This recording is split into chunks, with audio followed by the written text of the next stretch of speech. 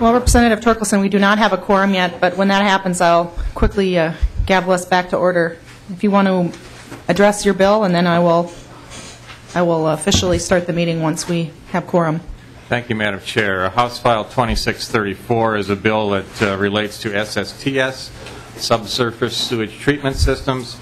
It's a permissive bill that allows our counties more flexibility in dealing with the standards on SSTS. It's supported broadly by the Association of Minnesota Counties and by Minnesota PCA. They've worked hard on this in the interim, come to the compromise that will help our counties effectively regulate SSTS in the state of Minnesota.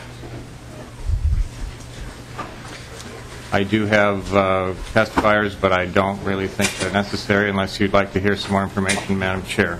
Does anyone have any questions for Representative Torkelson?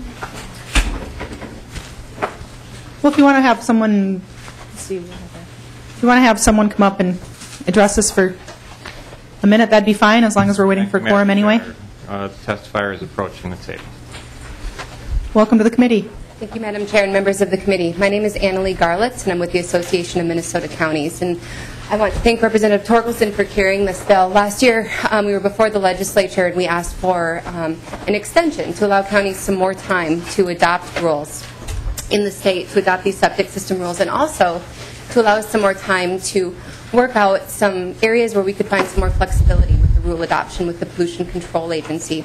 And this piece that's before you is one of the pieces that we've negotiated with the Pollution Control Agency. The other areas that we've identified for flexibility do not need to be statutorily made. AMC is really pleased with the negotiation that we came out to give counties some more flexibility. Essentially what this does is it will allow counties to adopt alternative local standards, which will give us some more flexibility when we go to adopt our septic system ordinances in terms of what counties need and what's appropriate for residents, where we can get some more of that flexibility in our ordinances. Okay. Any other questions? Well, we do have another bill coming up that's going to take the majority of our time, so I think we'll just wait here for a minute until we get a quorum. We just need one more member. We'll try to track some down. Mr. Kudelka from the PCA is here, Madam Chair, if you would like to hear the PCA's perspective on the bill. Okay. That'd be great. Welcome to the committee. Chair and committee members, my name for the record is Kirk Kudelka. I'm the Legislative Director with the Minnesota Pollution Control Agency. And as Ms. Garlitz had mentioned, this is an agreement between the Association of Minnesota Counties, the county planning and zoning administrators, along with the Minnesota Pollution Control Agency to move forward on the 2008 SSTS rules. And it does allow for us to use the good cause rulemaking exemption to go in real quick, make a very small change to make statute match rules, and to go out, which will save us time and expenses. Okay. Was there any member of the public that wished to testify? We do have a quorum now, so I will officially call the Government Operations and Elections Committee to order. And Representative O'Driscoll, would you like to approve the minutes? Yes, Madam Chair, I move approval of the minutes from the Wednesday, March 21st meeting of the Government Operations and Election Committee. Representative O'Driscoll moves approval of the minutes from Wednesday, March 21st. All in favor, please signify by saying aye. Aye. Opposed, nay. Minutes are approved. Madam Chair, Representative O'Driscoll. I'd also like to move House File 2634 to recommend passage and move to the Representative Torkelson General Register. Yes. To the General Register, please. So moved. Are there any other additional questions for Representative Torkelson before we move to a vote? Seeing none, all those in favor, please signify by saying aye. Aye. Opposed, nay. Motion does prevail. Thank you, Representative Torkelson. We'll move on next to House File 2199, the Omnibus Pension Bill. Representative Lanning, I will move that House File 2199 be recommended to pass and be re-referred to the Committee on State Government Finance. And I see you. There's an amendment in the packet. Is that your amendment, Representative Lanning? No. Okay. There's a delete amendment that Do you want to? Oh, I'm sorry. Is that the delete everything amendment? Yes. Yes. The 55A? 54 is to delete everything, 55A is the technical amendment.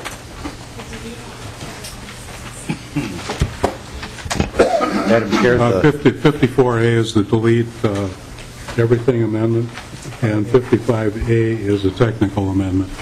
Okay, I will move the 54A amendment to get the bill in the shape that you'd like. All those in favor, please signify by saying aye. Aye. Opposed, nay. Motion does prevail. And then I will also move Amendment 55A, and it's technical, so I trust you'll explain this to us when it's in the shape that you'd like. Okay.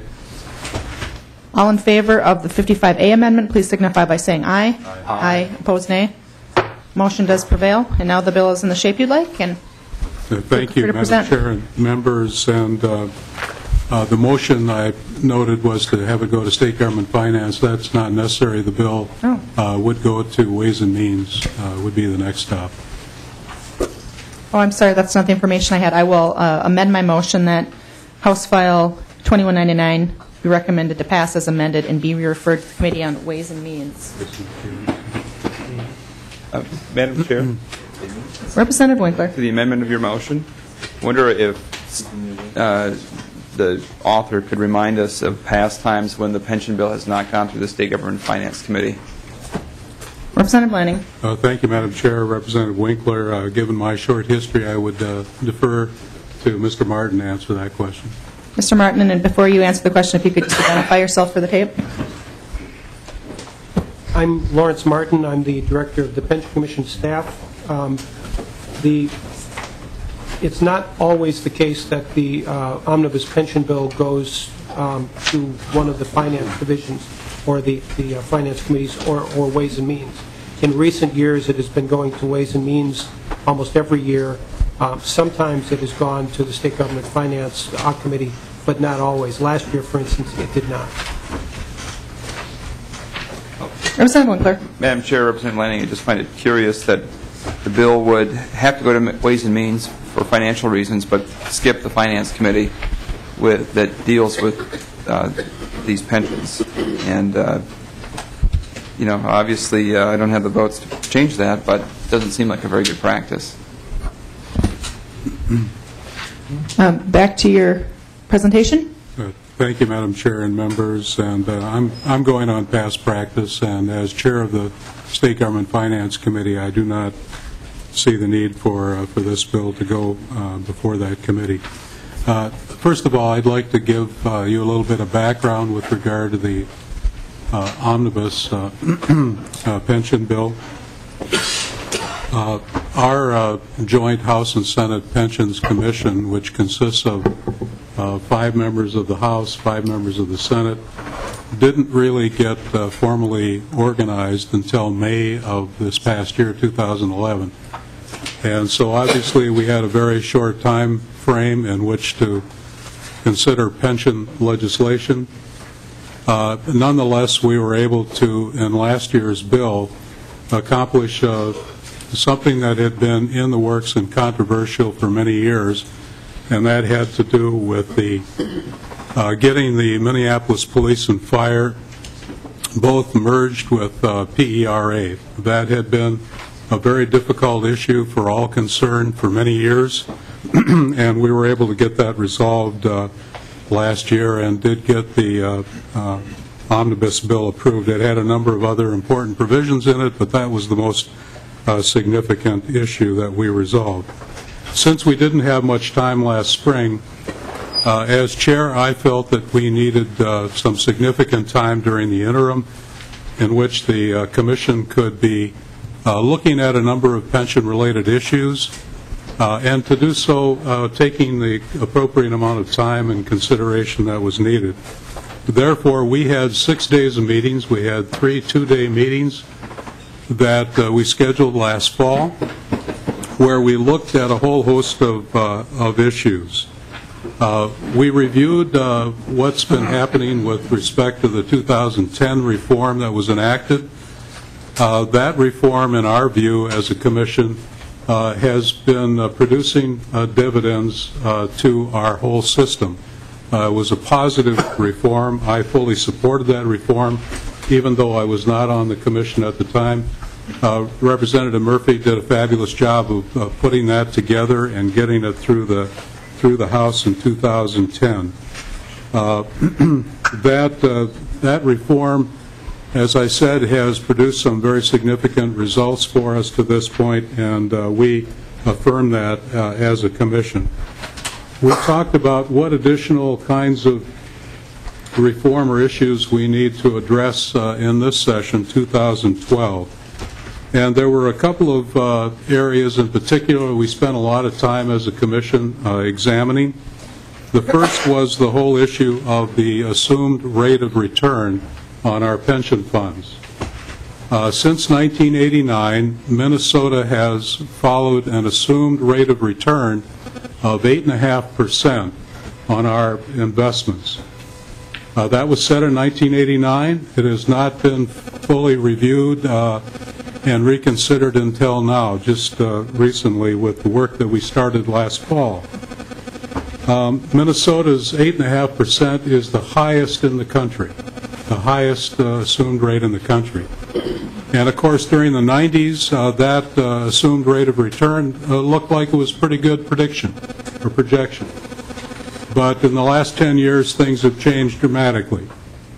In the last 10 years, we haven't even come close to earning 8.5% on our investments. The percentage has been 5.9%, and when you consider one of the years, the most recent year was 23%, that would actually lower that 5.9 by a significant amount as well. And there was a growing concern among us as commission members and on the part of many about the need for Minnesota to take a closer look at that rate of return and see if a different approach maybe should be followed. The other thing that we spent a lot of time on was looking at the study of the defined benefit system and whether or not we ought to be looking towards any defined contribution alternatives. And the results of our examination basically reaffirms the defined benefit program that we've followed for many years. We believe that that is the right thing for Minnesota to continue to do. And we took a look at maybe adding some options to that would pursue some kind of limited defined contribution elements, which would give employees more freedom, more flexibility, more portability with regard to their funds, more ability to help determine where those funds get invested. We spent a lot of time looking at different options. We looked at what was called hybrid options.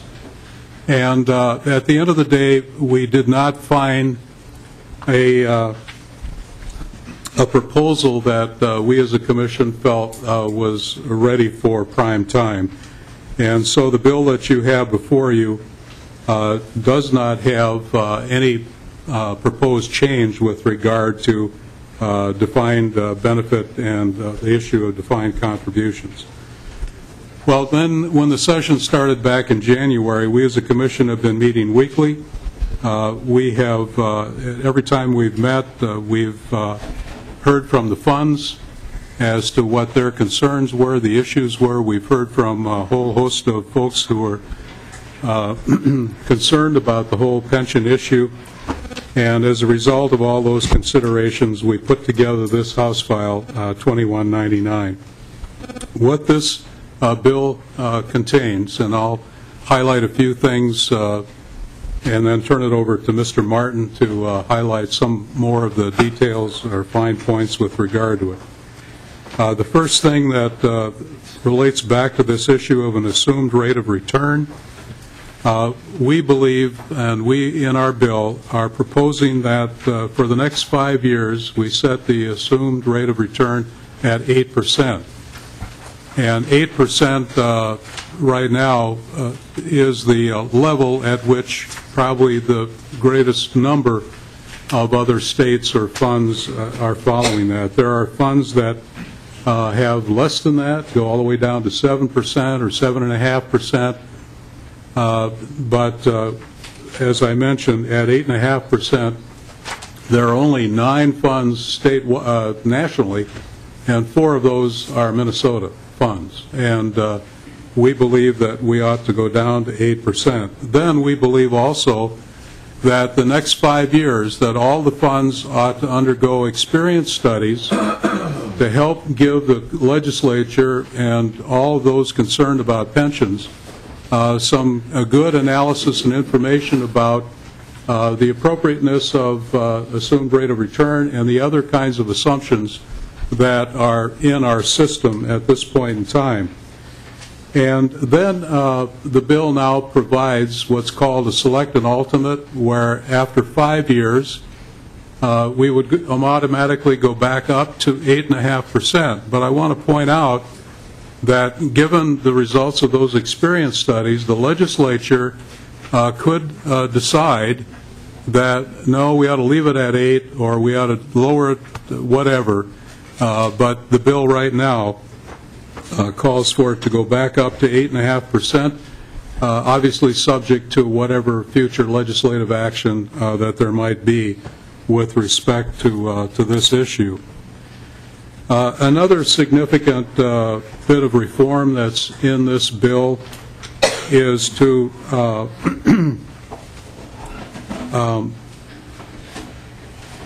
change the opportunity for better transparency.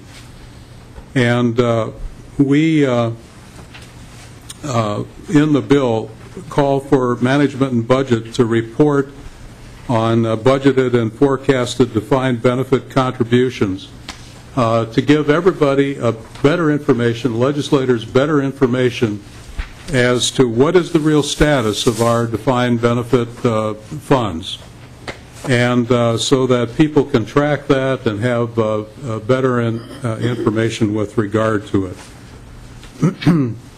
Another significant bit of change is related to the merger of the Fairmont Police Relief Association and Virginia Fire into PERA. We took care of 2 of those last year, and these 2 are the last 2 of those independent funds to be now merged into PERA.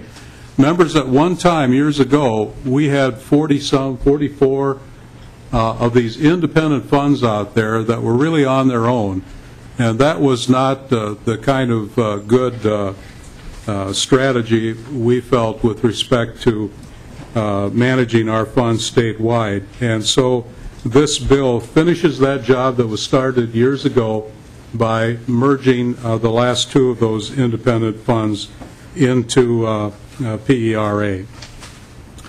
I want to also say that this bill, with the change in the assumed rate of return, does not force, and I emphasize this, does not force any change in benefits. There are no change in benefits that are required with this or ordered with this. No change in contributions, either by employees or employers. We are not forcing any of those kinds of actions to be taken. But it needs to be understood, obviously, that with the assumed rate of return dropping down for the next 5 years to 8%, that will result in a slight increase in unfunded liabilities. We've got a problem even now with unfunded liabilities, and so it would slightly alter that. Depending on what happens going forward in the next 5 years, the legislature may be forced, the funds may be forced to look at changes in benefits or contributions. But I emphasize, this bill does not force or require any of those kinds of changes. Well, that is kind of my overview of the significant things in this bill. There are a whole host of other technical and significant, but not as in the same category of significance of other items in this bill. And I would like to call on Director Martin to highlight some of those. And I would just point out, too, that this bill, there are 9 different House members that have bills that are incorporated into this omnibus bill. Okay, Director Martin, welcome to the committee. Members, yes, Mr. Chair, I'm Larry Martin from the Pension Commission staff. You've dealt now with two different amendments. The bulk amendment, the largest amendment, is the 54A document, and I'm going to be spending my time brief discussion of what's in that. The chair asked that I also cover what's in 55A, the technical amendment, to verify that it is technical. These are three errors or problems that the revisor's office, when they reviewed the 54A amendment, identified. One was a bad citation. That's the first change. The second was a provision that both provided for an expiration and a repeal of a provision. They pointed out that either one or the other would be fine, and so we've done away with our repeal language. And then there was a bad effective date from a provision from a bill that was carried over from the 2011 session and had a 2011 effective date when it really should have been a 2012 effective date. So those are the three technical amendments in the 55A amendment. Representative Lanning has talked a bit about Articles 1 and 2 and Article 11 of the 54A document, the Omnibus Pension Bill for 2012. Article 1 is the interest rate assumption change and is the primary change there, and he's covered the nature of the Commission's conversations about the interest rate assumption and where Minnesota stands and what this would do. Article 2, he also talked about the transparency. This is an aggregation of a lot of existing information that will be put into one place by management and budget on the basic financial and actuarial information related to our Minnesota public pension plans. The idea is to provide a one-stop for finding basic pension information for Minnesota. The base bill that you have, House File 2199, relates to the MSRS correctional plan, and it's the item covered in Article 3 of the 54A amendments. This is a somewhat routine bill that clarifies or revises the membership of the MSRS correctional plan, primarily to address changes in occupational titles within the two state agencies that have employees covered by this plan, the Department of Corrections and the Department of Human Services. In this case, it's the Department of Human Services at the St. Peter Hospital and at the sex offender program. An amendment that was added to the bill during the course of the Commission's deliberations has to do with the former Minnesota Extended Treatment Options Program up at Cambridge. That program is being drastically altered by virtue of a settlement of federal litigation, and that will affect the employees and up there, both as to the number and the function that they will have in the future with the DHS. The bill provides for a one-year holding period for the current members of the former MITO program will stay in the correctional plan pending the resolution of the ultimate nature of that program, which should occur between now and the end of the 2013 session. Article 4 has to do with the MSRS Healthcare Savings Plan and is mostly administrative modifications proposed by the plan. Article 5 has to do with the MSRS Unclassified Plan. It clarifies a change that was made in 2010 with respect to which existing members of that program have the opportunity and when they have the opportunity to change to the MSRS General Plan rather than the Defined Contribution MSRS Unclassified Program. Article 6 has to do with PERA. Probably the primary thing I would point out here, Representative O'Driscoll had a bill which would have changed the threshold salary for PERA membership.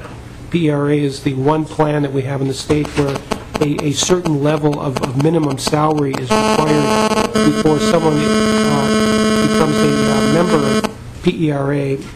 That salary figure has been set for some considerable period of time. The O'Driscoll bill would have changed it.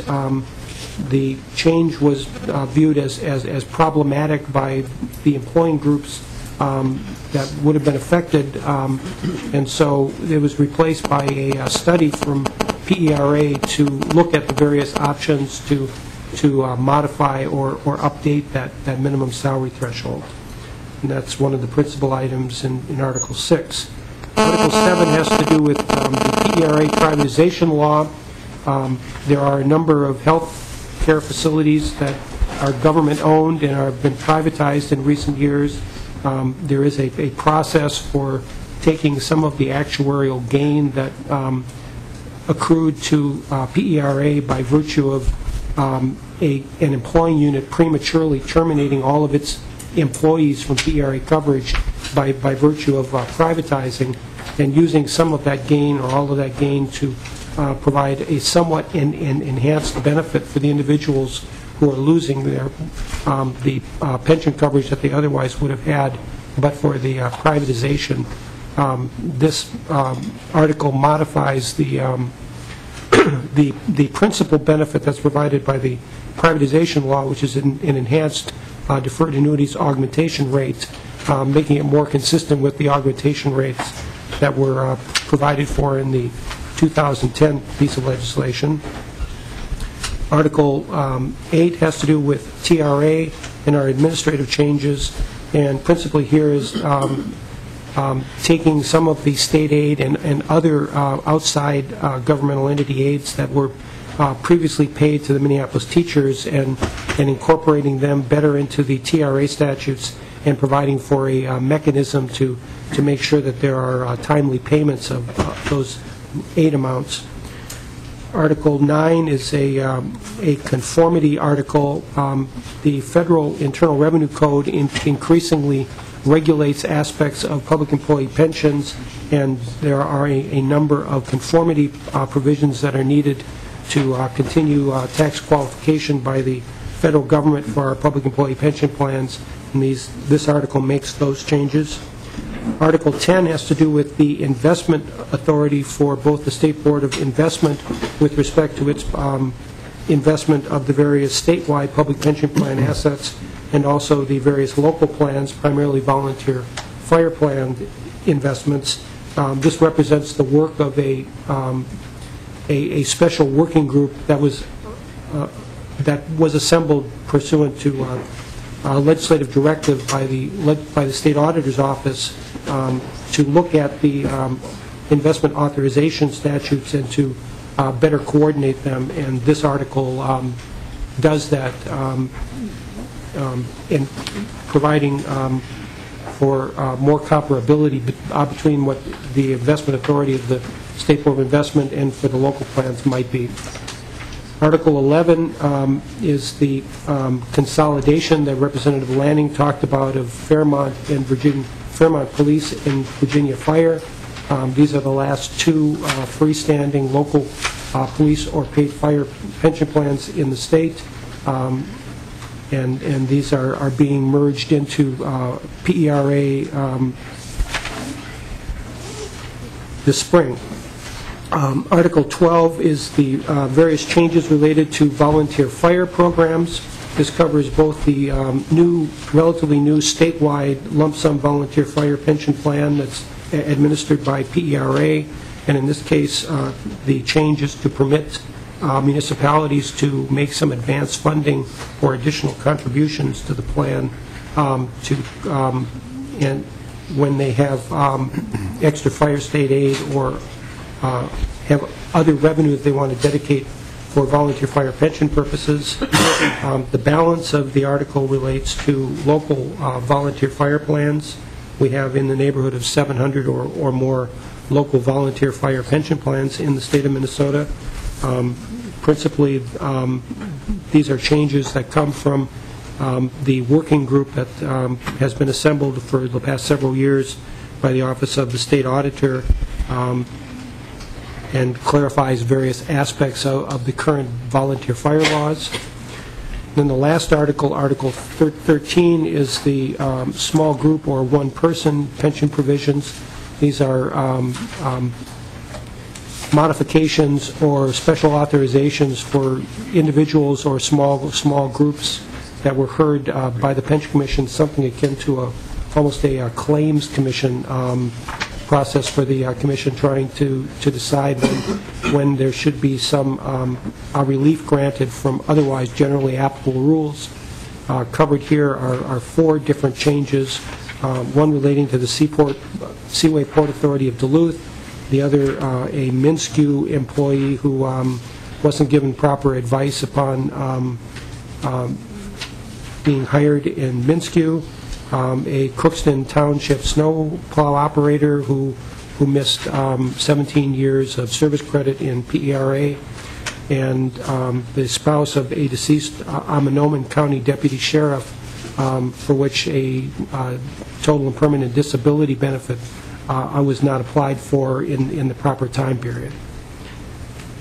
Mr. Chair, that covers, I think, what's in the 54A amendment, represents the work of the 2012 Pension Commission with respect to our various pension plans. I'd be happy to answer questions if there are any questions about the bill. Okay, thank you, Mr. Martin. Are there any questions from the members for either Mr. Martin or Chair Lanning? Representative Nelson. Thank you, Mr. Chair. And Mr. Martin, and maybe you aren't the one to ask this question, but which direction are the underfunding of the plans moving? Are we getting better? Are we moving towards being fully funded, or are they?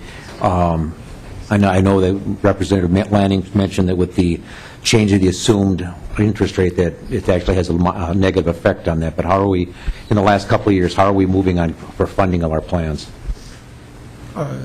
Yes. Mr. Chairman, Representative Nelson, the plans by virtue of the 2010 piece of legislation and the benefit reductions that were part of that piece of legislation and the contribution increases that were part of that piece of legislation have had their funding improved.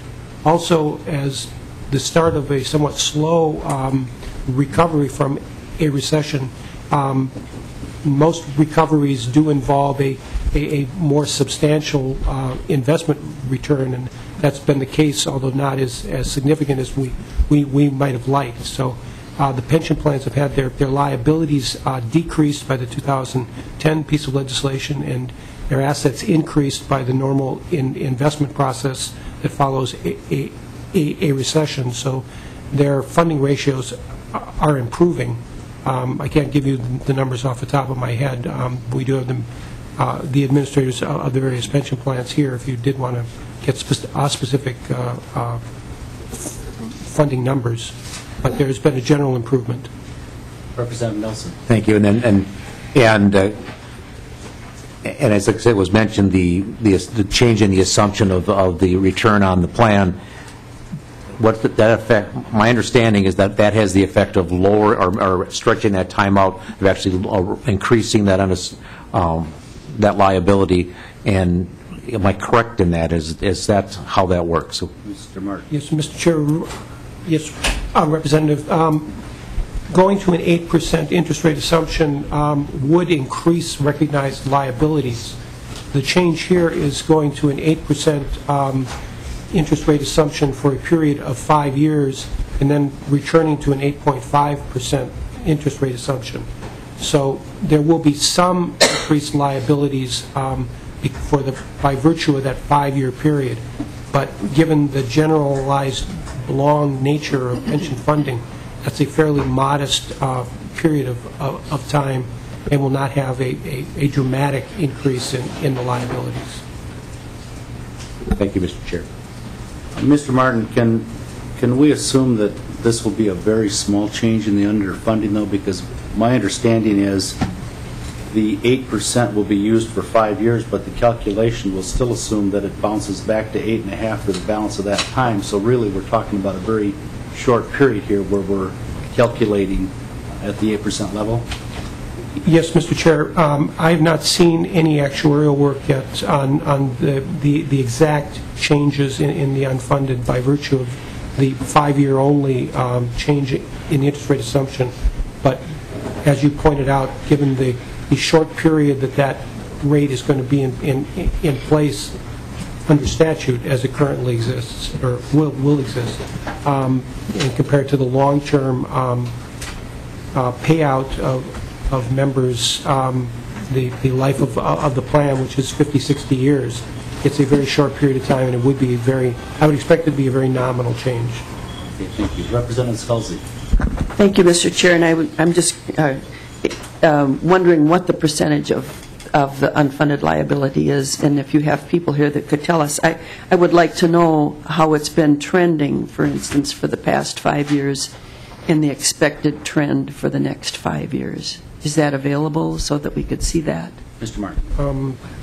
There are people here who can specifically address it. It would take a second to find out the paperwork. Maybe we could have MSRS or PERA come up and give you their numbers.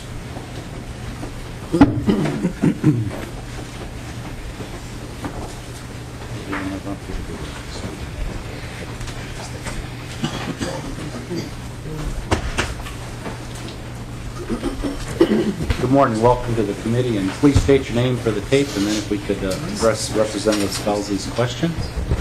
Mr. Chair, my name is Dave Bergstrom, and I'm the director of the Minnesota State Retirement System. And I'll focus on our big plan, our General Employees Retirement Fund.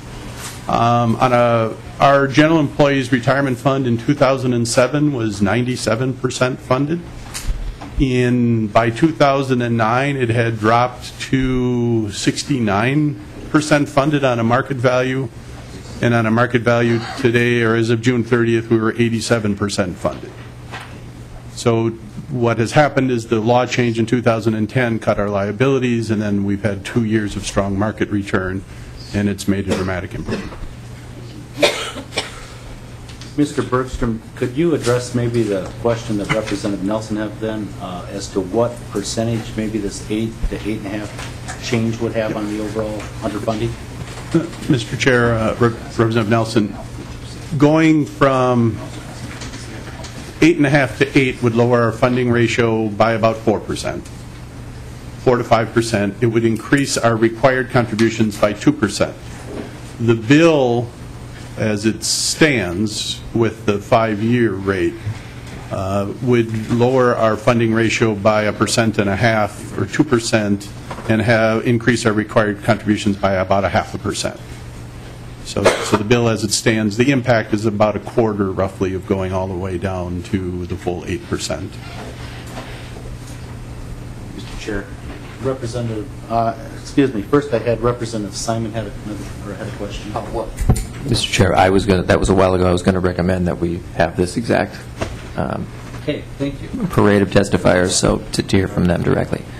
But actually, now that I have the microphone,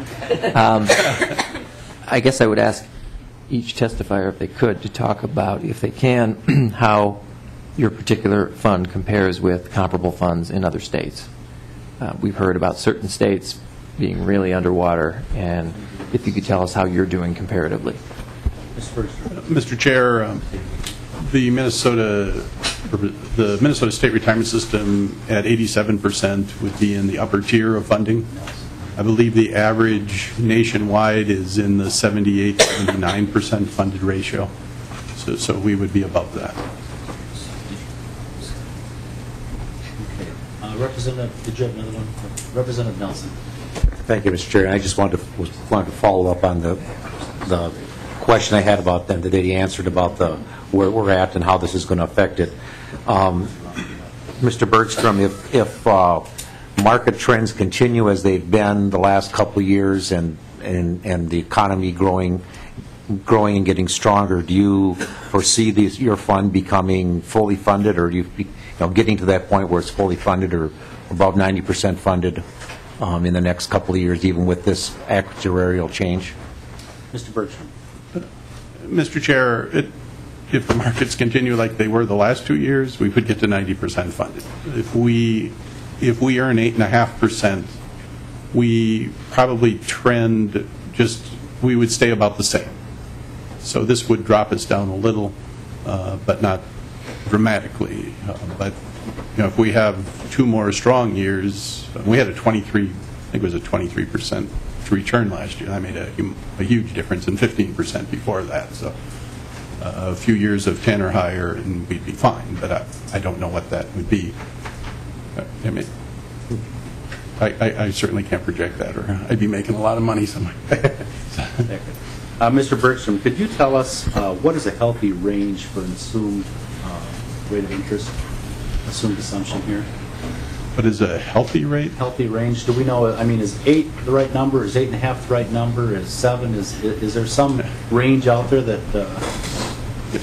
Mr. Chair, there is no magical number. They're all wrong. As Mr. Bicker would always say, it's just a guess.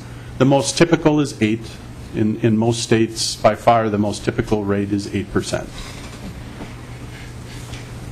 Recently, CalPERS, I believe, have been recommended by their actuaries to drop their assumed rate of interest from 7.5 to 7.25. Have you followed that, and can you explain why they're looking at going to a much lower rate of interest than what we're looking at? Mr. Chair, we have been following that. Their returns have not been as strong, and their asset allocation is different.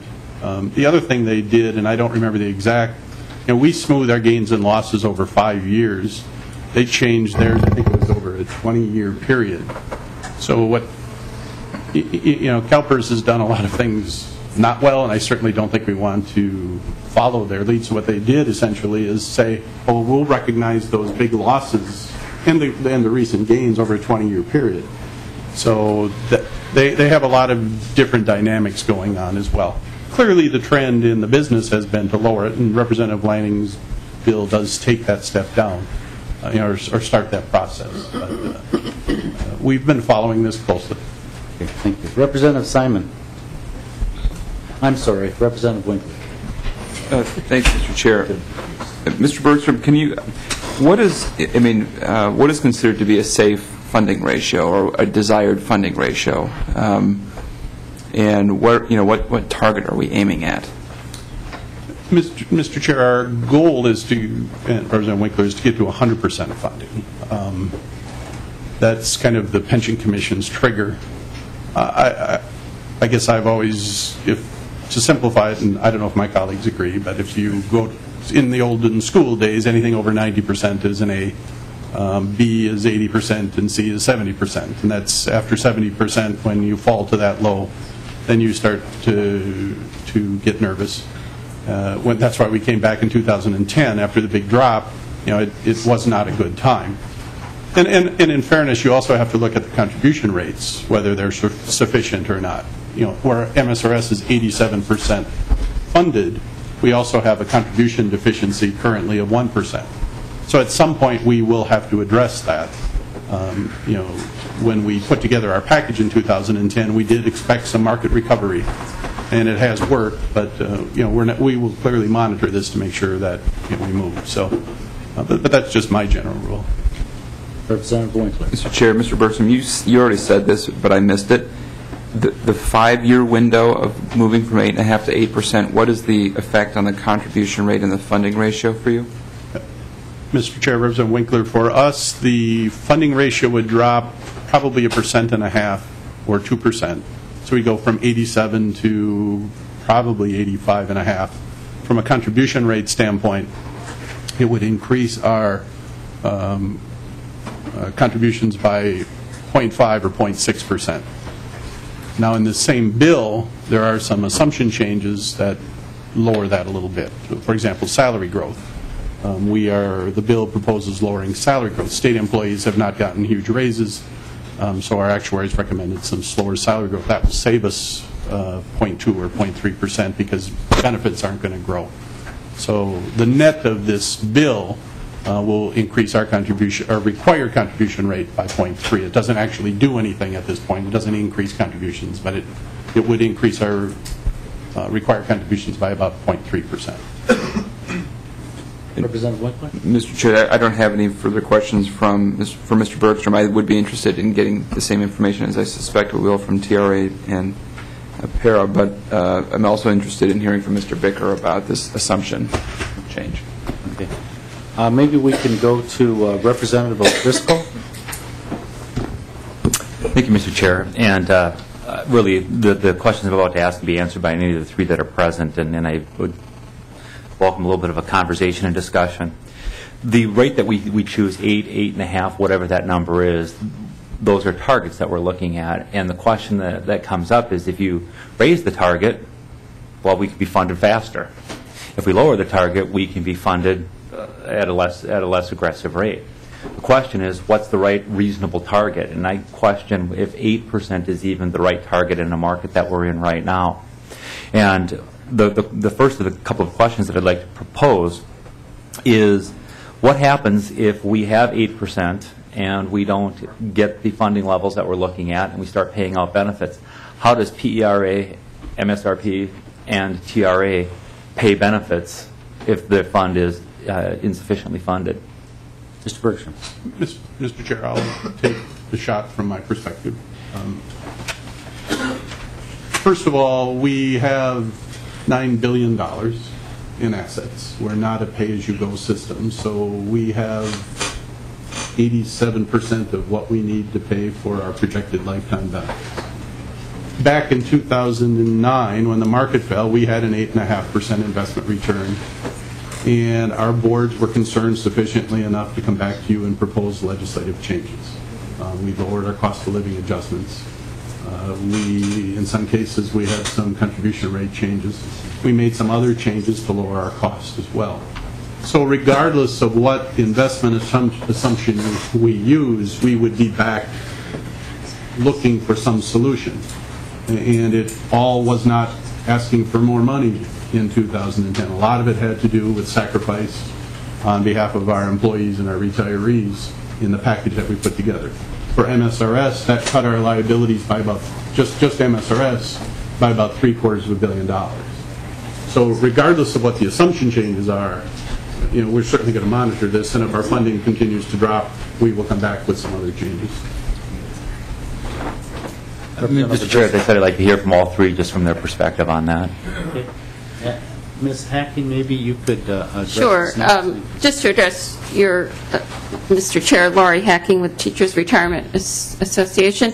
To address Representative Driscoll's question, I would agree with my colleague's comments that the past 10 years our return has really only been about 5.9%. So it almost doesn't matter what we would have assumed. We were going to have financial difficulties because of the severe market downturn. So what really matters is the action that we do take when there is a drop to put together changes that will get us back on track. So that's, I would just echo Mr. Bergstrom's comments in that regard. Okay, and would you like to address the question also, please? Mr. Chair, members, Mary Vanek, PERA Director, Representative O'Driscoll, I don't have anything to add to what my colleagues have said. We looked at the seriousness of the drop in 2009. We dealt with it. The legislature supported it, and we have made a commitment to the commission that if the numbers are wrong, we will continue to work with our membership, our employers, and the legislature in addressing anything that would come forward. Representative O'Driscoll. Thank you, Mr. Chair. A follow-up question on that. If we do find where it's predicted that a large number of the state's workforce is fast approaching retirement age as a part of the baby boomers, we would be paying benefits out to individuals. Is it possible that the benefits that individuals would receive because of a shortfall be modified in COLA increases and different things that could potentially cause some problems for retirees as well? Mr. Chair, Representative Driscoll, in 2010 we did lower our cost of living adjustments. MSRS lowered their adjustment from 2.5 to 2 until we get to 90% funded. TRA had 2-year freeze of cost of living adjustments and then to 2. PERA actually lowered theirs to 1. We were challenged by a handful of our retirees, and we were successful in court. And I really think it shows that we were proactive. It shows the legislature was proactive, and it was a bipartisan bill. And it's something really Minnesota should be proud of. New York recently made the newspaper they're lowering benefits for future hires to a level still higher than ours.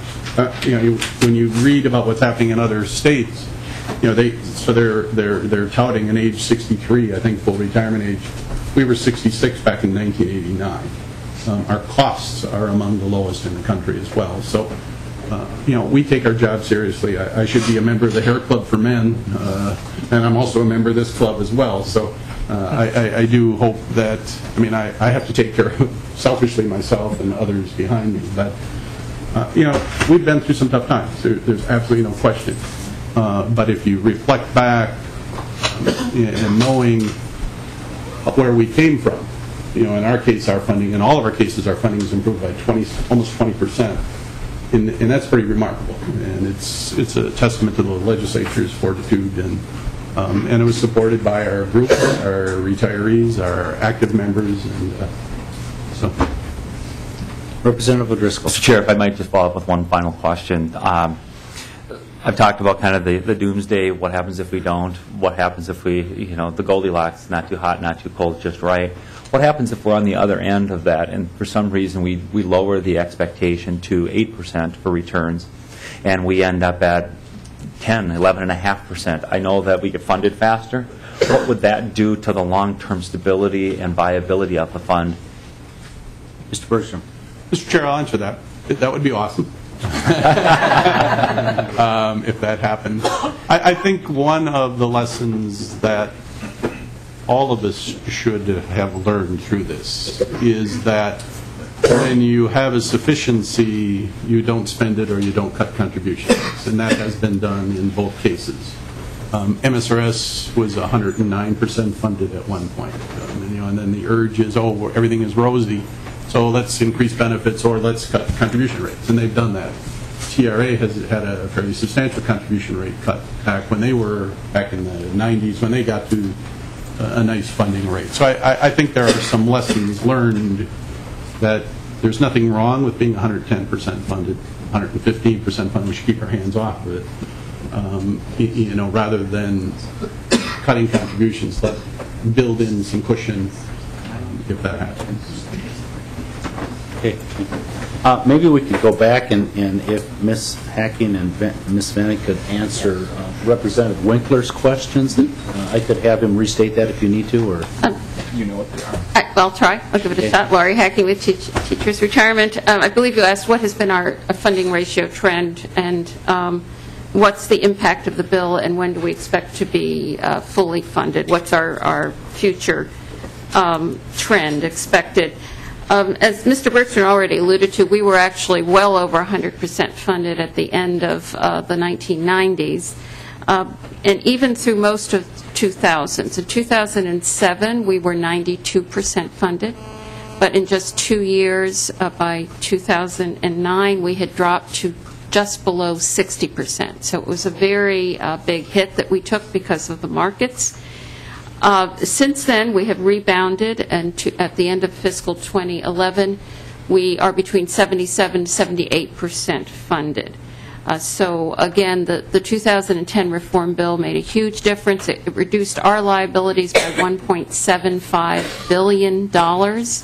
And we also do have some contribution increases that have occurred and are scheduled to occur in the future that will help get us back on a better footing. In terms of the future projection, our actuaries now do that. In fact, it's going to be part of the reports. It is part of the reports that the Commission receives from us. So our projections, of course, depending upon future market returns, are to gradually improve from our current level of 77, 78%, gradually improve over the next 20, 30 years toward 90, 95%. But again, that depends on the markets. And then the question was, what is the impact of this particular bill? It would shave up for TRA. It would take about 1 to 2% off of our funded ratio. So instead of 77, 78% funded, we would be closer to 76% funded. And it would increase our required contribution rates, or increase our costs, I should say, by 0.76% of payroll. If that gives you hopefully that answers your questions. Thank you. Ms. Manning? Mr. Chair and members, PERA was about 74% funded in 2007. Now, we weren't as well funded as the other plans, but we had made significant advances in having our contributions coming in so that they were sufficient. We didn't have a deficiency, so we were collecting money that would have kept us on track to get to 100% funded by 2031, our target date. The 2009 results of the recession moved us down to just under 54% funded. It was pretty devastating, so the 2010 reforms were very, very necessary for this plan. Today, we are back at, as of July 1st, 2011, back to 75% funded. Our contributions are still sufficient so that we are moving on track to get to full funding by 2031. And the results of moving to 8% permanently would have taken us down to 72% funded and would have required a contribution increase of just under 1% of pay. By applying the 5-year at 8% and 8.5% thereafter, we would move down to about 74% funded, a little under that, and would require a contribution increase of about 0.4% of pay. Under our law, we are not required to recommend a contribution rate increase unless we are 0.5% short for 2 consecutive years. So the bill as is would not trigger a required contribution rate increase for PERA. Now that's just estimates. There are so many other moving pieces in the bill with the salary growth assumptions and the payroll growth assumptions that these are rough estimates, and we'll have to wait till it's all settled out to give you an exact number. But as we understand it today, we're still good to go and on track to get back to full funding by 2031, which is the date you require us to be. Okay, thank you. Representative Winkler, did that address your questions? Okay. Representative Nelson. Thank you, Mr. Chair. And in other words, the things are doing well. I mean, it's one question I had, Mr. Bergstrom answered about what happened in the past with funding, and I happen to have served on the Pension Commission up until this year, so I understand some of the stuff that we've gone through. But in the past, when they were 100% funded, we lowered contribution rates and in some cases increased benefit payouts because of market rates that were coming into the plans, and so we put more liabilities on the fund. But I guess the other question I have here, and I just make sure that I understand this correctly and the rest of the committee does, is when you say you're 87% funded in the MSRS, that means that if we stopped making contributions today and didn't put any more in the plan, you'd have 87% of the money you needed to pay out all your liabilities going into the future. Mr. Bergstrom. Mr. Chair, I don't think it's quite that attractive because we, we assume future money coming in, we assume benefits, we assume investment returns. So it's not quite that attractive. But essentially, if we meet all of our targets, we would be able to pay 87% of the benefits for retirees and active members for their lifetime. And it's a good place to be. It's a lot different than Social Security, where it's a pay-as-you-go system. Mm-hmm. So it's, I wish it were that rosy, but okay. Representative Simon. Thank you, Mr. Chair. I was just wondering whether Ms. Vanek and Ms. Hacking could answer the question that Mr. Bergstrom did about how you compare, if there is a comparable fund, how you compare to other states or the national average. Ms. Hacking. Thank you, Mr. Chair. Representative Simon, we are about average. Being at 78% funded, that is roughly what the average you will see in most other states at this point for funding ratios. So, Mr. Chair, Representative Simon, at 75%, we're just a little below the average, but we're very close. Representative O'Driscoll. Thank you, Mr. Chair. This question is specific for PERA and Director Vanek. You have within PERA a subgroup with the police and fire, and the numbers that you were talking about, are those segregated differently, or is there an aggregate that you've reported for all funds or sub-funds? Ms. Vanek? Mr. Chair, Representative O'Driscoll, I've only been speaking to our largest plan, the General Employees Plan. Our Police and Fire Fund was down as low as 63% funded on a market value at the end of the recession, or the 2009 period. The Police and Fire Plan has rebounded to about 83% funded, but while that's a good place to be, because anything above 80%, you know that you're pretty comfortable if you're tracking in the right direction. That plan has a pretty substantial contribution deficiency, and it's right now measuring at about 4.8%. And with the assumption rate change, we haven't had the actuary value that, but we do expect it will add another 1 to 2% to that deficiency. But you should all know that the police and fire membership is very aware of this. We started meeting before the session started and agreed that we would come back together when the session ended and make some pretty tough decisions about what changes need to be made in that plan, and if there are any other revenue sources other than just going to straight contribution rate increases. We're going to look at the whole thing and prepare a recommendation to the legislature, because that plan needs to be addressed. Any other member questions? Representative Scalzi. Just related to that last point about the police and fire has rebounded, did you say 83%? And I'm wondering then, why is it crucial that there have to be some changes made?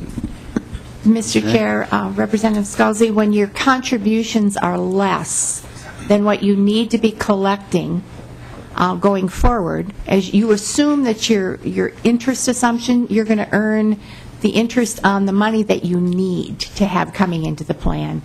And our data shows us that we need more money coming into the plan to fund the benefits, and that's why we need to look at solutions to how that gets made, that difference gets made up. Okay, any additional member questions? Okay, thank you to the testifiers, and I think we will ask Julie Blale to come up from Ask Me. Okay, let's hold on that a second. There's been a request for Mr. Vickers to come up and talk to us about investments.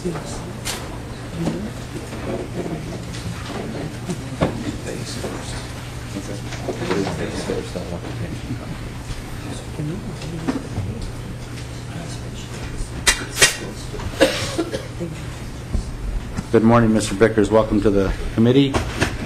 Representative Winkler, you have a question.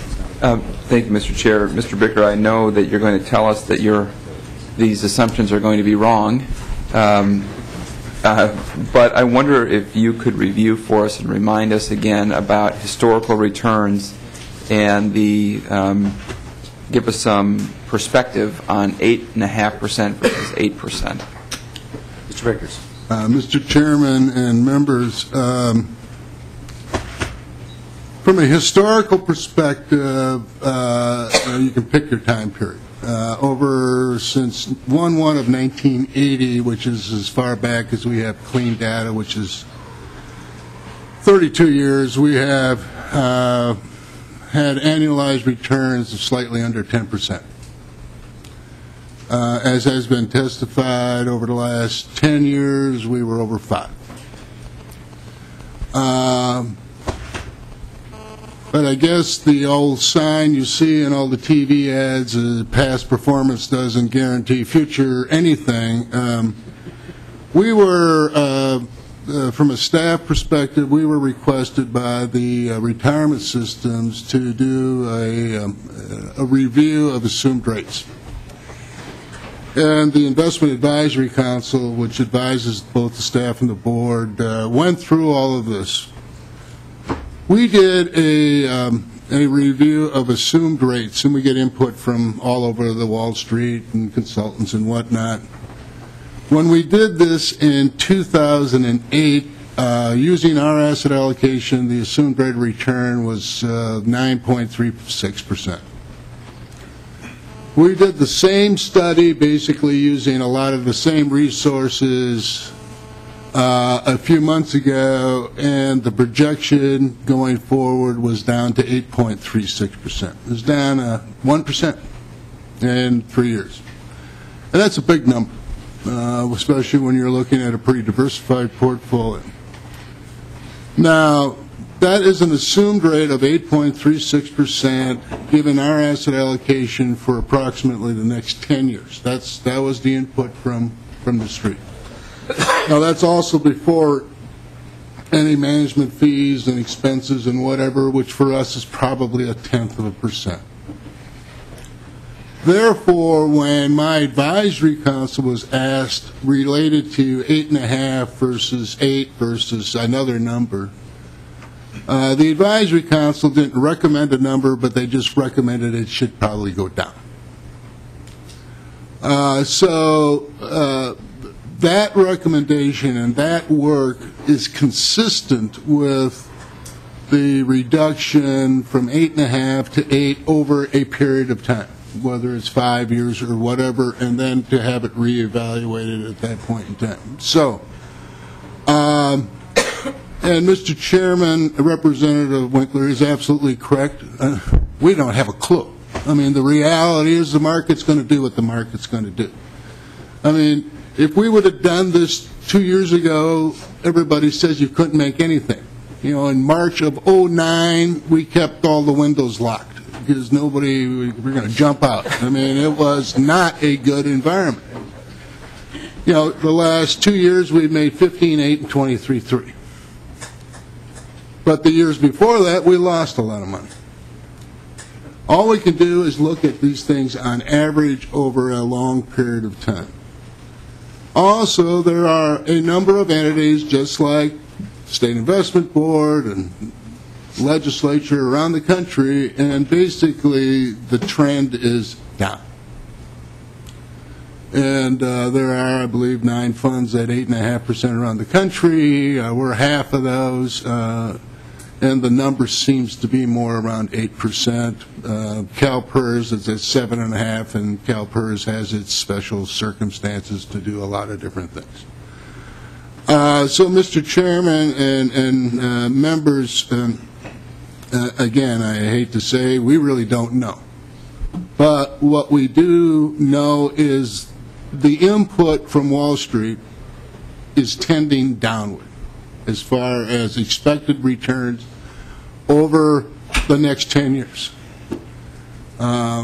If we were asked to redo that in 2015, I can guarantee you the number will be different. I just can't tell you which way it will be different.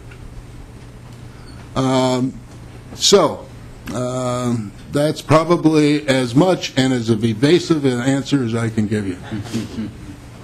Representative Winkler. Well, thank you, Mr. Bicker. It was predictably and suitably evasive. I guess it's interesting to me that between 2008 and 2012, there's a full point drop in the expected rate over the next 10 years, which I think goes to show that there's an innate human tendency to assume that whatever you're living with right now is what's going to happen into the future. Mr. Chairman, Representative, that is absolutely true. And it also suggests that the recommendation is just another kind of dart that you're throwing at the wall to some degree. And I guess this isn't for you, Mr. Bicker, but to the bill, I'm not sure that I see a huge advantage to Minnesota in changing the statutory rate of assumption. There isn't anything that we can predict about the next 30 years to say that it will be different, the same, better, or worse than the last 30 years. I mean, we just have no idea. Present economics, present politics are not very good indicators of the reality over the next 30 years. And to me, it seems more of a political question than anything else. Mr. Chairman and Representative Winkler, that is probably one answer. All I can say is there are a lot of people who have looked at this issue, both in the public arena and the private arena, and expected returns for most asset classes are lower now than they were 10 years ago. Mr. Vickers, I might say that a 5.9% rate of return over the past 10 years is very enviable. There are a lot of money managers out there that would probably have loved to have that number. However, a 40% drop, and I will preface that with the whole market was dropping 40% back in 2008 and 9. Are we taking too much risk with the funds? Well, Mr. Chairman and members, my answer to that would be no, but. As Mr. Bergstrom and the other directors have talked about, when we have this money for these defined benefit plans, we have a 30 or 40-year time horizon.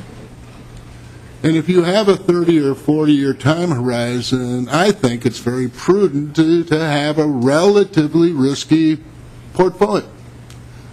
The lesson we have to learn from this is those returns are going to be very volatile. There are going to be very good years and there's going to be not so good years. And we have to learn the lesson that when we have a good year, we don't spend it. Because we're looking at, pick your number, 8.5, 8, whatever it is, on average over very long periods of time. During the 90s, I mean, everybody made a ton of money. I mean, if you couldn't make 20% a year, you're nuts. Okay, and that was kind of the assumption. And we gave huge benefit increases to retirees. That was the statutory requirement. And we spent the problems of 2000s in 1990. If we hadn't done anything in the 90s and we became 120% funded, when we had the terrorist issue and the World Trade Center problems in 2001, and we had the real estate issues and others in 2008 and 2009, we would have been okay. We wouldn't have been great, but we would have been okay. But I think that's the lesson that we all have to learn. If we're going to play in the pension world in a defined benefit manner and invest these assets and administer these assets and make recommendations related to these assets, we've got to do them in 30-year blocks, not 3-year blocks. And if everything had been left alone, and I'm as guilty as anybody, but if everything had been left alone, we would have been okay. But I have a father-in-law who's a retired teacher. He's 90 years old, and he's making a heck of a lot more money now than when he was teaching. And, back 10 years ago, it wasn't hi, Howie, it was, what's the benefit increase? Hi, Howie. And so that's what I had to live with, and that was the realities. But,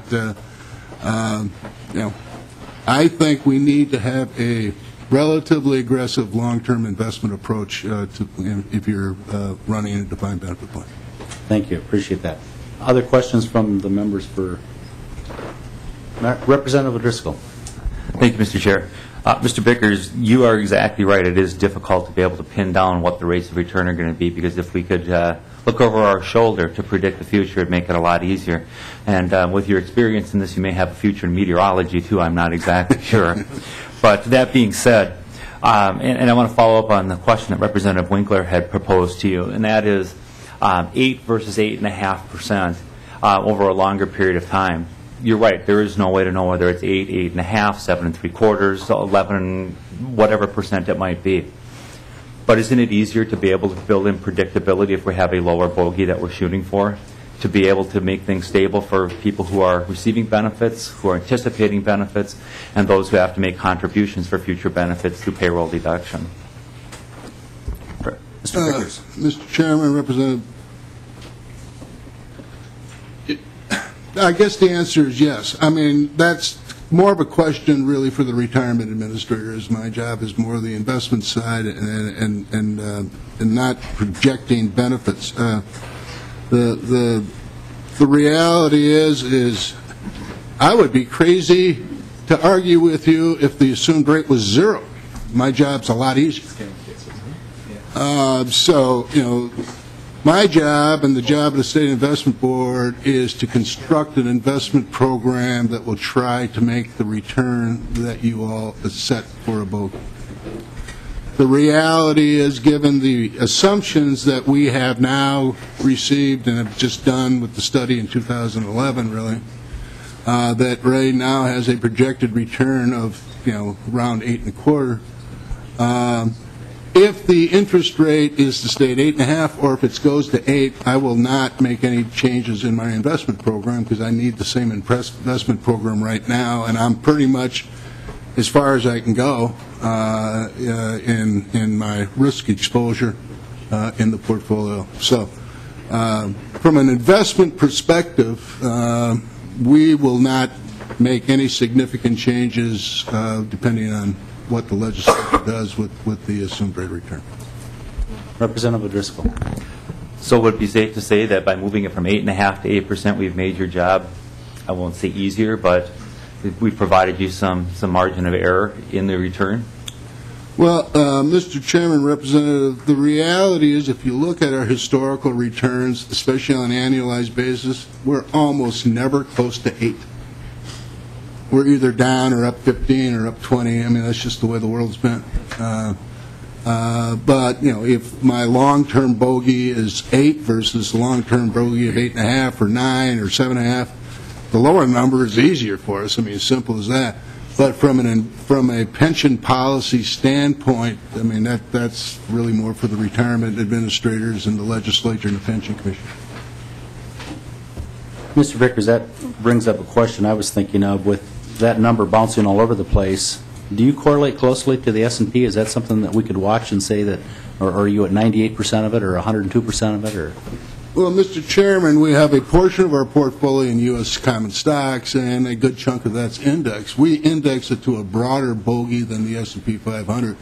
We use something called the Russell 3000, which is 3,000 stocks instead of 500 stocks as the S&P is.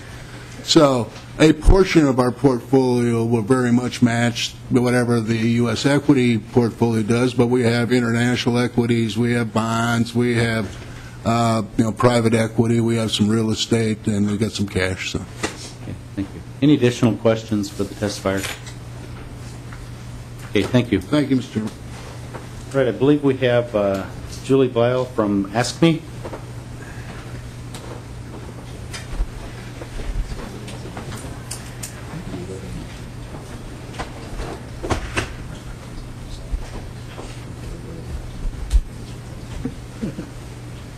Welcome to the committee. Please state your name for the tape.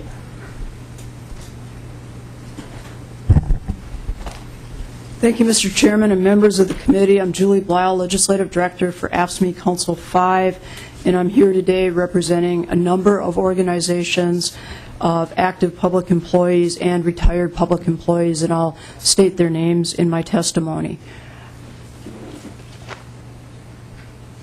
We have spent the last few months working with the Pension Commission, sitting in on their hearings and listening to the discussions that have taken place here today and in the meetings. We have arrived at a conclusion that the 2010 reforms need more opportunity to work. We stepped up to the plate and supported the 2010 reforms. They have provided an increase in the funds to the tune of about $6 billion since they were enacted. We want to provide more time for those reforms to work and allow an opportunity in the future to take a look at the status of where the funds are. And we also do not believe that there is a crisis. During the hearing today, you've referenced a number of other states. Minnesota is not in the same situation as those states. There's been a tremendous responsibility that's been assumed by the participants in these plans. They are our members and the retirees.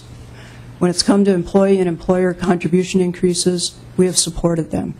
When it's come to capping COLAs, we have reluctantly supported them. We have done the very best that we possibly can to assure the stability of the funds, and there is not a crisis. The organizations that I'm about to read are opposed to pension legislation moving forward this session, and they include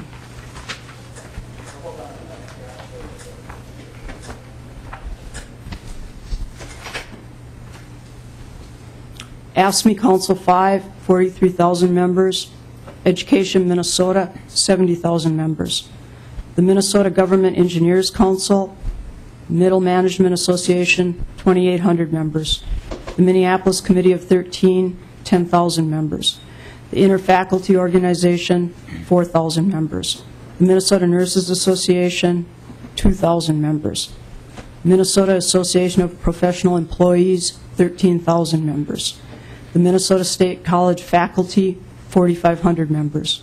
Education Minnesota retired, 6,000 members. AFSCME Council 5 Retirees United. The Minnesota State Troopers Association, 850 active members. The Police Federation of Minneapolis, 850 members. Retired Educators Association of Minnesota, the Minnesota AFL-CIO, SEIU Local 284, 8,000 members. Teamsters Local 320, 11,000 members. The Minnesota Professional Firefighters, 1,600 members. And AFSCME Council 65, 13,000 members. And Mr. Chairman, we respectfully ask that this legislation not move forward this session. Thank you. Well, Ms. Blisle, I would disagree with you that there's a crisis going on here. You're hearing that. I think the members are simply asking questions because we have a fiduciary responsibility to make sure that this plan is well-funded and that we understand how it operates. And I took most of the questions from members today as educating themselves and learning more about the plan and making sure that we're doing our job to operate the plan. So I did not sense anything crisis in nature here. I sensed members wanting to know what the question, asking questions so that they just better understand things. Yeah, Mr. Chairman, I'd just like to comment. I wasn't making that allegation toward individual questions that came forward today in the committee.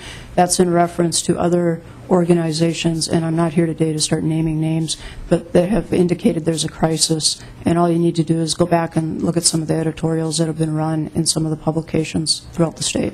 Okay, thank you. Questions for the testifier? Okay, thank you. Any? Mr. Bergstrom, would you like to? Mr. Chair, I'll keep it short. Okay. As part of our testimony, first of all, I do thank the unions for their support over the changes in 2010. But I also want to make it clear that the pension plans and our boards support Representative Lanning's proposal to lower the investment assumption for that 5-year period. We do think it's prudent. We do think the study then in 4 years will help as well. So I just wanted to, as part of the testimony, I failed to mention that we are supportive of what Representative Lanning put together. We did a nice job of compromising and trying to meet a lot of people's needs. We appreciate that. Thank you, Mr. Bergstrom. Are there any additional testifiers in the audience that would like to speak for, against, or about this bill? Seeing none, Representative Lanning, would you like to come back up with any closing comments that you might have? And while you're approaching, I'd just like to thank you and the members of the Pension Commission for all the work that you have done. I know that you have worked diligently, tirelessly to put this together and been meeting very regular on this issue. We thank you for your work on it and appreciate all that you're doing. Well, thank you very much, Mr. Chair and members. And I want to pay thanks to all the commission members and especially mention the members of the House who represent us on the commission, Representative Kahn, Representative Murphy, Representative Smith, and Representative Kiffmeyer and I are the 5 House members. Members, what you have before you is, I think, a fair and reasonable compromise. And I understand that there are people who don't want to make any more changes, that would just like to let things be. 2010, as I stated earlier, enacted some very good and positive reforms. This bill doesn't do anything to change what we did in 2010. It addresses a question that was not addressed in 2010, and that is the issue of the assumed rate of return and where that ought to be. And it seems to me that even Mr. Bicker pointed out that their best investment advice is saying that we're down to, they're saying 8.3 or thereabouts percent is what they're assuming for the next 10 years. That's less than 8.5 just from our best investment advisors. And members, I would say, how close do we want to call this? I mean, as everybody has pointed out, it's kind of a guessing game. But wouldn't it be prudent to not call it so close? And the trend line nationally in states all around the country is to examine this issue and kind of lower those kinds of expected rates of return. And so members, this is a good bill. It's a compromise bill that has bipartisan support, and we ask for your support. Representative Winkler. Mr. Chair, Representative Lanning, I actually have a question about your Article 2, the contribution adequacy reporting. And the only question the general comment I would make is, you know, when you're investing over 30 years, you don't want to check your 401k every day. That's a really bad habit to get into. And one of the mistakes that we have made is by essentially overcommitting ourselves in good times. And the kind of short-term decision-making or short-term reaction on pension questions can be a bad thing. And so I'm wondering if with this additional reporting, whether we might subject the legislature to irrational exuberance and irrational depression about what's going on with our pensions by doing this every 2 years and providing this kind of information in this format. That's my concern. And it seems to me that if the pension commissions and the funds are following this, that might be the best place to leave it. But is this information that the Commission's not getting? Representative Lanning. Mr. Chairman, Representative Winkler, basically what this provision calls for is the information is already there. It requires that this information be put in a form that's more readily available and transparent to legislators and anybody who might want to follow it. The funds will probably have some additional work in the process of doing this along with MMD, but it's information that they have to collect, are collecting already. It's putting it into a form that makes the whole pension system more transparent in terms of what is the real status. And I mean, I think all of us are very concerned about transparency in whatever aspect of government we're talking about, and that's what this provision is all about. Representative Winkler. And finally, Mr. Chair, I hope we maintain the same discipline that we've historically had and take the time, as I know you have, Mr. Chair, to actually understand our pensions and where we are and not assume that experience in other places is guiding us in Minnesota right now. I think we've come a long way in the last year on pensions in the legislature, just in our level of understanding.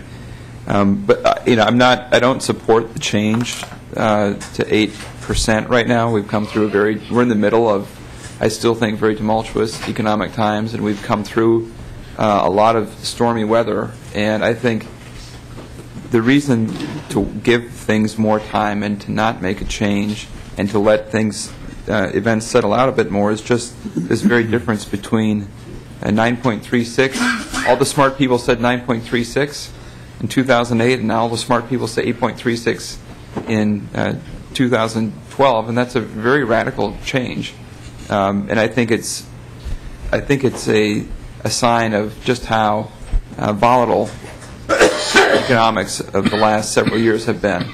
And I think it would be more cautious for us not to change that assumed rate of return and give the markets and give the economy time to get on a little bit more of a ordinary footing or a customary footing after going through a very deep recession and a financial crisis. So I just think we're still not out of the period of time where we're reacting strongly to serious events, and we should just let Minnesota and its pension system wait for calmer times and reassess this in another year or two. Representative Lanning, did you want to address? Well, Mr. Chairman, again I say that the 2010 reforms are going to continue to play out. I believe that they will continue to pay dividends for us. But this issue of the rate of return was not a part of that package. I think it's prudent for us to be making this adjustment at this point in time and to be a bit on the cautious side with regard to this. And members, if you leave it where it is, I think we run the risk of continuing to make some promises that we may not be able to keep. And I care very deeply about the state of Minnesota keeping its promises with our employees. And if we continue to assume more than what we are realistically can expect, I believe that we're in effect continuing to make potentially some promises that down the road we're not going to be able to keep.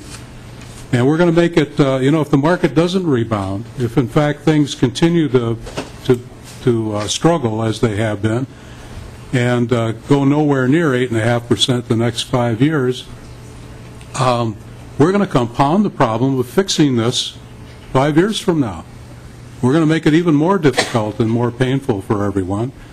And again, I say that this, Representative Winkler, this bill doesn't need to go to state government finance, because we're not, with this bill, causing governments to increase their contributions, or our employees for that matter.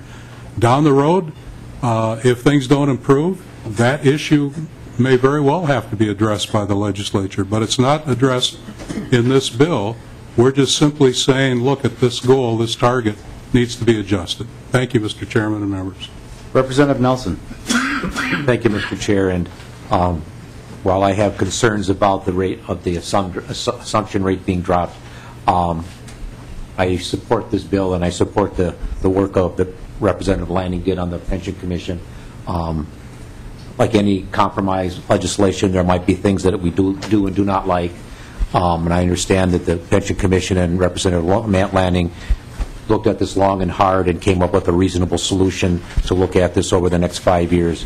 And I support this legislation going forward. I think we should pass this and so that we have a stability in our pension system. Okay, thank you. Seeing no further questions from the members, Chair Pepin would renew her motion that House File 2199 be recommended to pass as amended and re-referred to the Committee on Ways and Means. All in favor of the motion signify by saying aye. Aye. Opposed, same sign. No.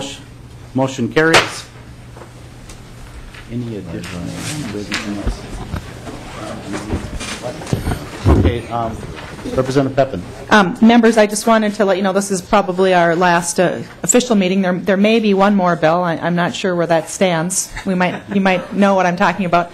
Also, I'm planning on having one or two informational hearings, which will likely be after the final deadlines. That they'll just be informational in nature. So just keep checking your email. Thank you. Madam Chair, is that so we're not going to have a stadium bill in this committee, is that? No. Representative Hornstein, that's an unknown answer. Okay. Yeah. Last year at this time you were saying the same thing. Yes, we've been saying the same thing for a while. Thank you. Okay, thank you, members. With that, we are adjourned.